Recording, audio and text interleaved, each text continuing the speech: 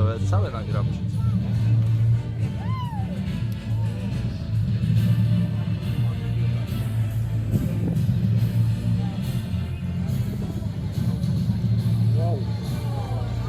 Wow. Ale ty. A to ma energię, nie? Kompletnie.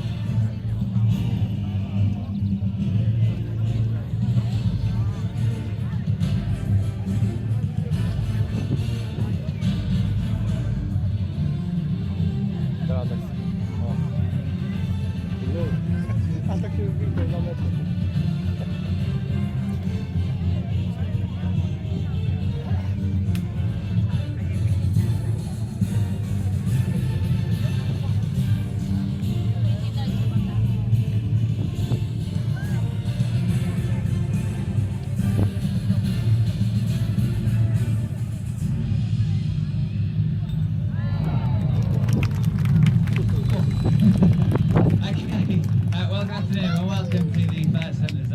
Second even, we've already done one today, haven't we, miles away.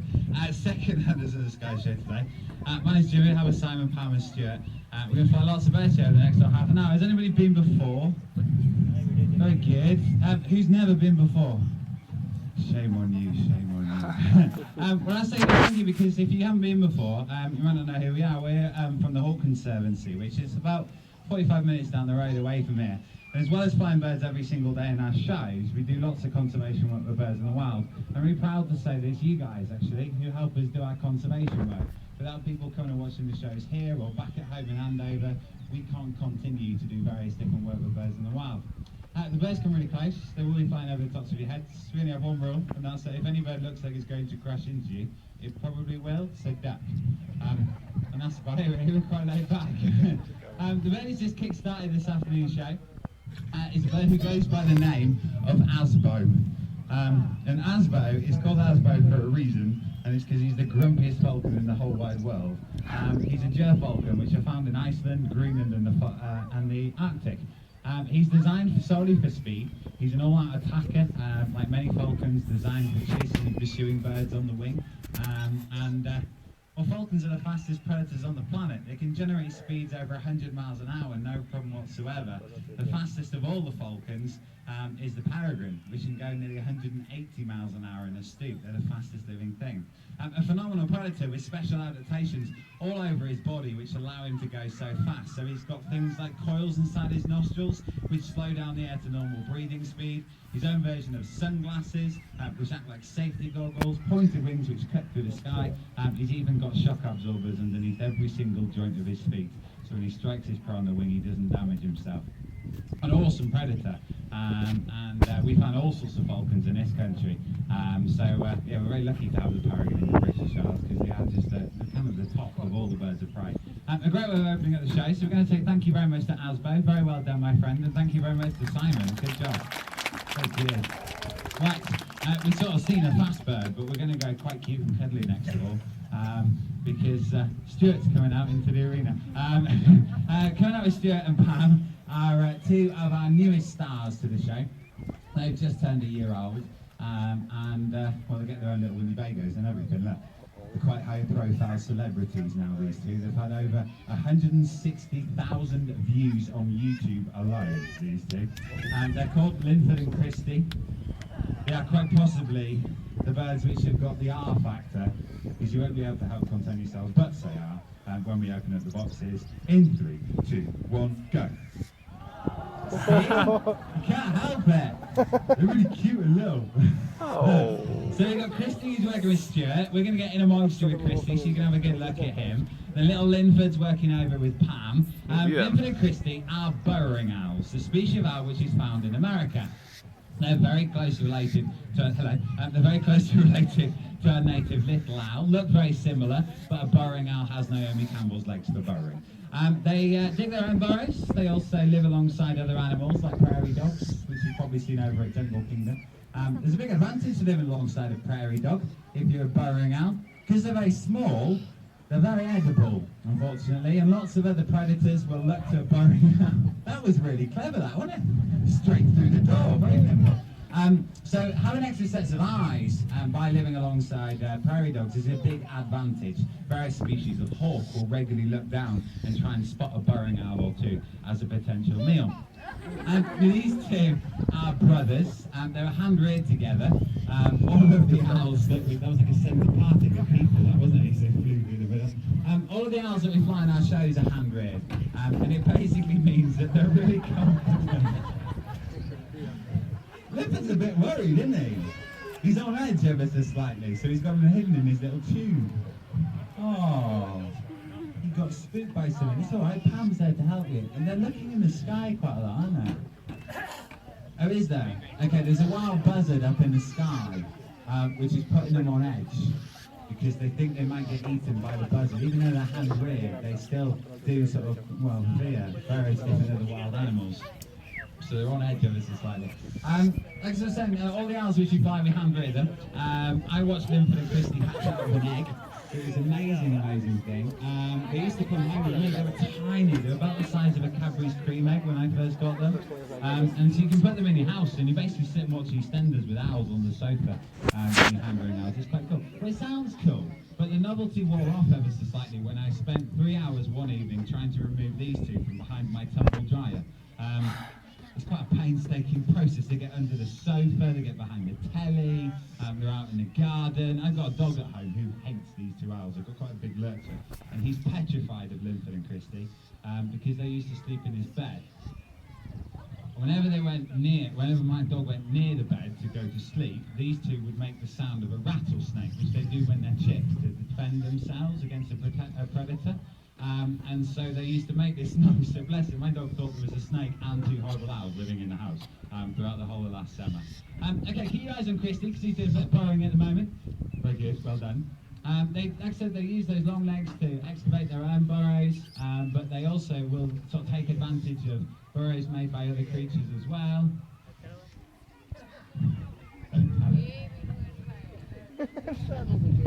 You're right there, Stuart.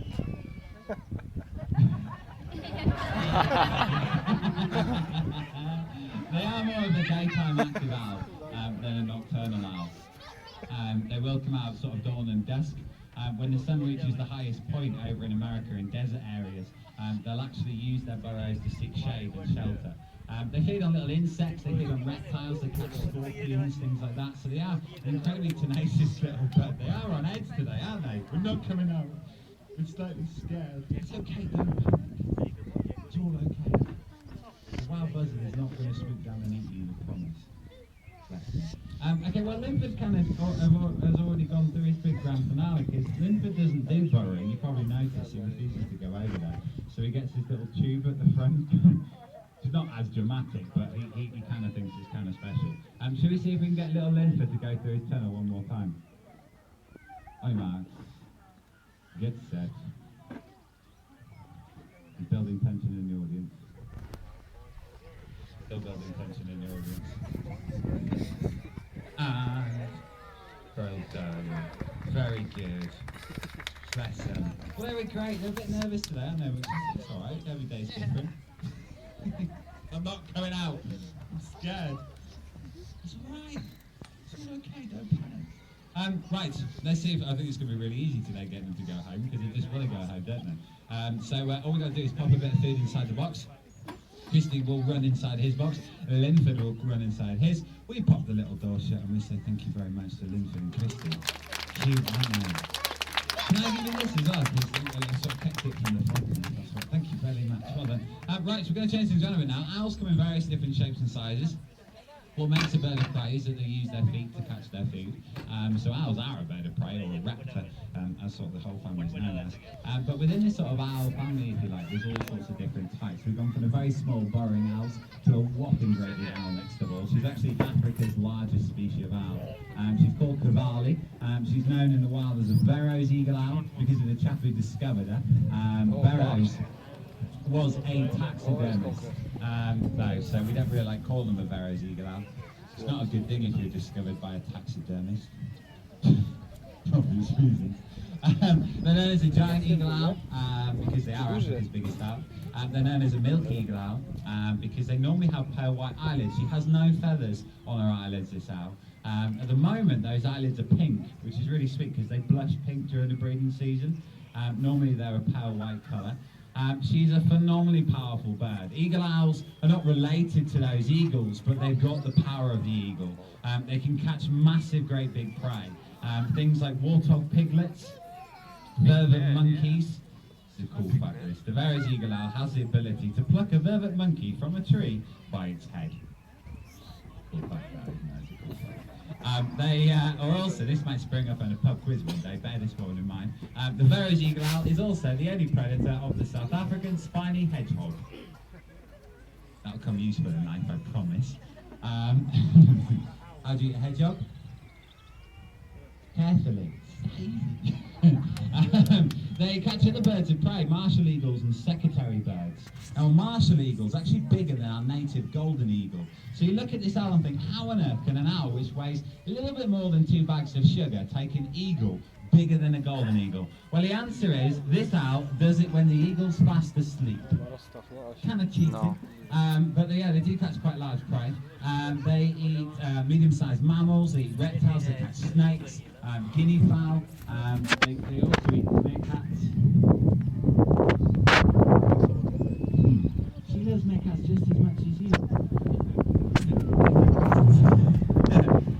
An owl can't turn its head all the way around. Most people think that an owl can turn its head 360 degrees. It can't, because its head would fall off if it went all the way around. An owl's eyes are actually fixed facing forwards, so she can't move her eyes in her sockets like we can. She has to move her head instead. We have the same field of vision as an owl, because if you sort of hold your shoulders really still, turn your head, then turn your eyes, I can see sort of halfway through the audience. She can do that as well, but she'll turn the head instead of moving those eyes. Okay, we're going up and over. Get ready to duck. If you are in this section of the audience just here, we're building up for a meerkat's eye view of a Verres eagle owl. On your marks, get set, duck! There's some very brave people with camera phones. They've all got a picture of the sky, I think. When she does come and fly over the tops of your heads, and we'll try and sort of go over each section of the audience if we can, try and appreciate how an owl of this size can fly silently. It's amazing. She is a massive, great big predator, but on the leading edge of her flight feathers, if you look really closely, the feather actually splays out almost like a comb, and that means that when those wings pass through the air can filter through the tips of them, and that's how an owl flies silently. There's actually not a great deal of owl underneath all the feather which is there. Her head, and her skull even, is about the same size as a tennis ball, so it is kind of all feather and fluff, which aids that silent flight. Now, silent flight is really important because Cavalli here is a nocturnal owl. She's got jet black eyes, which indicates to us that she's more nocturnal, nighttime hunting, than diurnal, daytime hunting. So flying silently means that you can creep up on your prey, but more importantly, it means that you can listen for your prey whilst flying. Middle area. Very good. It's again like a centre parting of people, that wasn't it? Very good. And so her ears, often these feathery tufts at the top of her head are called ear tufts. They've got nothing to do with her hearing. Her ears are actually in the same place as mine are, directly behind those beautiful big black eyes. But with an owl, one ear is slightly higher than the other. Probably geeking it a bit too much on the bird rights here, but by having one ear slightly higher than the other, it means that she doesn't have to see her prey. She can triangulate the sound. So when flying starts to see her, she can actually find prey just by listening for it alone, which is a pretty nifty trick. Birds of prey are a really long-lived species of bird in captivity. The various different of the magnificent animals which are here at Longleat live for just an incredible amount of time because they've kind of got it easy in captivity. Cavalli isn't fending for herself. She hasn't got other predators out here which are going to try and look to her as a meal. And so in captivity, Cavalli could live till she's over 40 years old. She's just amazing. Look as she comes over. Cavalli's dad is actually over 40 now.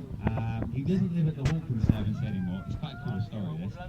We used to have Cavalli's mum and dad back at home, but they're now living with some very good friends of ours in a private collection, because Cavalli's dad used to lie on the floor with his wings out, his head down on the ground, and that's sunbathing. We used to get so sick and tired of people coming up to us on a daily basis, excuse me, Mr. Your owl's dead. And so then you have to go in the enclosure and sort of poke him and go, look, he's not dead, he's fine, he's just sunbathing. So he can sunbathe in peace now at a private collection. but just this amazing aerial skill. And she's not a high-flying bird. Owls generally aren't. They're lowland attackers. But there's a wonderful broad wing, which means you can twist and turn around trees and scrub them through the African savannah. Okay, final section of the audience. Don't panic if you don't get wiped out by an owl. You will get wiped out by a bird at some point during the show.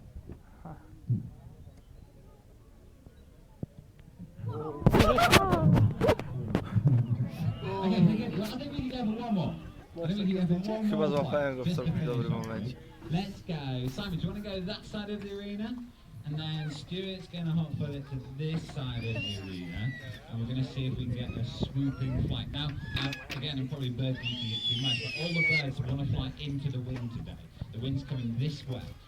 And so this flight is a beautifully controlled flight from there to here.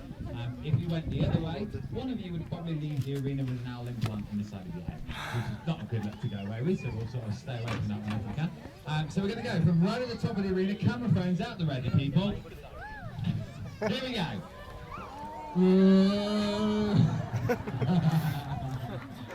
Very good. Thank you very much, Bilali. Thank you very much, Stuart. Thank you very much, Nie mogę się doczekać, żeby zobaczyć to zdjęcie, ale nie mogę teraz, póki nagrywam. Chcę mieć całość w jednym. Ej, kiedy ja się Scavenging birds, you know, when you think about a scavenging bird of prey, you instantly think of a vulture. Vultures are just the coolest birds you can ever meet. Not a lot of people like vultures, so it's our job now to try and convert you, if you're not that keen on a vulture, to fall in love with one. And it's every time, if you cast your eyes in the back of the stand, we're going to be throwing a little African hooded vulture. Now when he appears, have a look at the colour of his face first of all. You see he's got a bright pink face? Yeah, can everyone see that? It's not normally pink, it's normally pale white. But when this little guy comes out and flies with us, he gets really excited. Kurde, masz to? Chyba to mam i chyba nawet też zdjęcie. Kurde, że to wyłączył. Trzymaj cały czas. He's massively intelligent. He's one of the cleanest birds of prey you could ever meet. You know, we think eagles are these just incredible birds which will soar and glide for hours upon hours. It's not that true. An eagle will take off from a tree, will go up, find its food, catch it, and then conserve its energy. It doesn't want to waste its energy if it's a predator.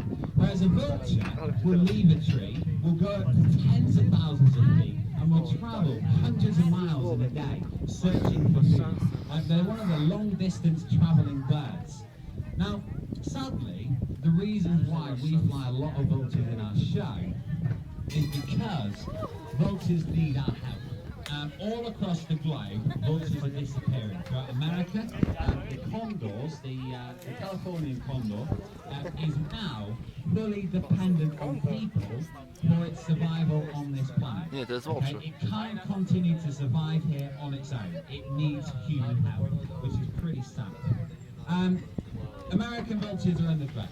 Okay, African vultures like mighty here are under threat. Chyba nie złapałem tego, no. In some cultures, it's thought that a vulture can see into the future and predict where its next meal is going. Vultures to eat their brains. Because it's thought that if you eat the brains of a vulture, you too might be able to see into the future and you might be able to predict the lottery numbers. That's real, that's happening. Gdyby na następnych pokazach ty też wybierasz blisko. They will purposely poison that elephant or rhino so that the vultures come and bleed and die. Because by poisoning the vultures, you stop them from circling over a carcass. Because circling vultures give away to park rangers where that animal is. You know, if you're looking at thousands of miles in one big stretch to find where one dead animal is, look, the vultures circling that because they circle around dead. Ja też już 2 razy. Now, the most endangered vulture which we work with is the most famous vulture. The jungle buck vultures are real, okay? They're called oriental whiteback vultures, and in the last 20 years, they've declined by 98%. 15 million vultures died out in 20 years. That's the fastest decline of any living species on the planet known in Japan. They're critically endangered, in desperate need of our help, and in our lifetime could become extinct if nobody helps them. So we do our bit for vultures. Zobacz, co się They're tam dzieje u góry. friendly birds, even in the wild, you know. When you're Przed in the chwilą tak wild, fajnie tańczyły w very powietrzu. rarely do you see one vulture just on its own, and it's because they're like us. They're really sociable. You're far more likely to see a large group of vultures flying and working than just one, and that's what we want to give you guys the idea of today. What it's like to be thousands of feet in the skies with vultures. Mighty Mike here doesn't fly on his own. He's got friends. Here comes vulture number 2. We've got 2 vultures now flying over the tops of your heads. This is Moriarty. Notice he's got a pale white face. He's not quite as excited at the moment. It will go pinker eventually, I promise. So we've got 2 vultures crisscrossing over the tops of your heads. That was really cool, Pat. Just one gone, one back. That was a pro there. Did you see that? It's amazing bird skill. Do it again. Look at Pam go! She's like the vulture lady. So, 2 vultures flying over the tops of your heads. I think we need some more. You know, well, let's buy some more. We're going to introduce you now to 2 American black vultures. Squadron Leader Pike and his girlfriend Chips have now entered the arena. 4 vultures now flying over the tops of your heads. As they continue to fly over the tops of your heads, they get more and more tired. And as they get more and more tired, they get lower and lower. What are you going to do now, Pam? Brakuje mi kamery drugiej. You've got to put one down. Put one down, catch one, let that one go, catch the other one, bring the other one down as well. So the American vultures and the African vultures are not related. The black vultures are more closely related to storks and herons. The hooded vultures are related to the eagles, the hawks, the buzzards and the bobbles. To be honest, I can talk about chickens at this point in the show because no one's listening, they're too busy ducking and screaming. Listen, I try, ale... Here comes Mighty Mike.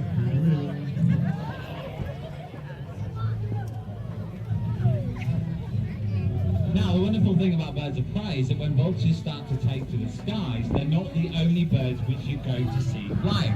Various different other birds will start to hook up in thermals. So all of a sudden, in just a short moment of time, the skies start to fill with birds of prey. Co się dzieje w ogóle? It's stacking them up like Heathrow now. Ducking's nearly upon. Lie on the floor. Get down. 4 vultures flying, 9 African yellow-billed black kites.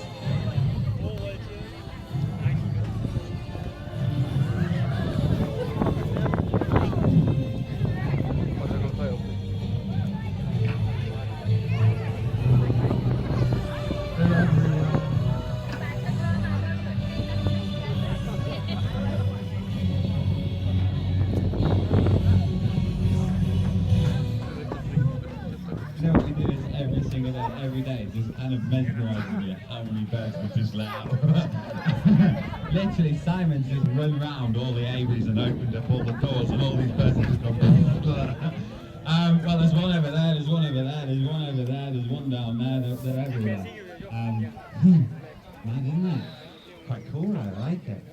So we've got kites and vultures all out flying and working. The kites are those high-flying birds that the team lady here is called Jessie James. Well, let's try and introduce you to everybody because they all, they're just such hard-working birds. So we met Mighty Mike the little hooded vulture, Moriarty who's on the back as well, now carrying pink face. 2 black vultures in the middle, both over 20 years old, our black vultures. They've done demonstrations all their life, they're pros at this. Then we got the 9 African yellow-billed kites. We've got Bosworth, Jesse James, Frank James, Kelly Bill, Kalani Bandari, William and Fox Pet. All of them in one. The kites, fine flying on dead, No. absolutely yes it is. Now then, just an eagle, that's plane. No, we're not. It'd be good though, wouldn't it, if we dropped an eagle like that? We'd have to be big budget for that. Right, we're going to say thank you very much and goodbye to the wonderful vultures. They're absolutely fantastic.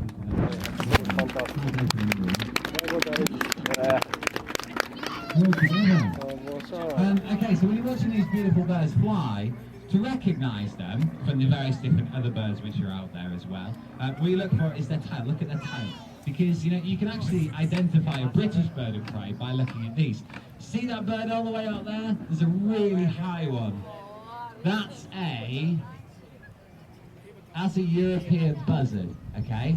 So if you look at that really high bird there, he's got those big wings, like the kites, but he's got quite a short, fan-shaped A, nie tail. złapię go w kamerze. Whereas if you look at our kites, which are now hooking up into that same airspace and using the updrafts and lifts, they've got a V in their tail, or a fork in their Zajebiście, tail. nie? That's how you can tell the difference between our indigenous red kite and the European buzzard, which is out flying away from. Now these African yellow-billed kites will feed in the exact same way as red kites. They'll scavenge food alongside vultures, but they also can find food up in the sky out there. And we'll try and show you, if I can, I'll try and stay out of the sun, because kites have this wonderful ability to catch food on the wing. If you watch really closely, not only are they catching food on the wing, but when a kite has caught a bit of food, keep your eye on it.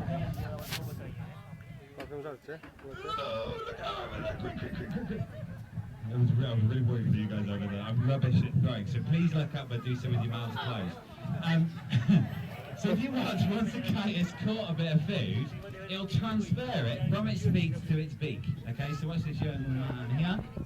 There, you see, it's really, really quick. That's one of ours. Where have you been? Why are you all the way up there? Look, the buzzard's stupid. Do you see he's tucked his wings into his body? It's now on the way in. There's another bird out there as well, that's probably one of ours too. Okay, so we've got two buzzards out there, and our kites. Where's that other one gone? Oh, he's there, he's right at the back. Should we see if we can get him stupid? He might stupid. Hopefully. That's Frank James out there, he's not blessed with flying ability, so watch out. We can't get down, help. Every single one of these kites, they're just amazing flyers, and I'm really pleased to say, I'm really proud to say, every single one of these we watched hatch out of an egg and grow up to the amazing flying bird, which is out here. Just like Linford and Christie, all these guys are hand-reared as well. Right, because of the absence of vultures, he's still up there. Because of the absence of vultures, kites now, globally, are the most numerous bird of prey on the planet. It's because of their ability to find food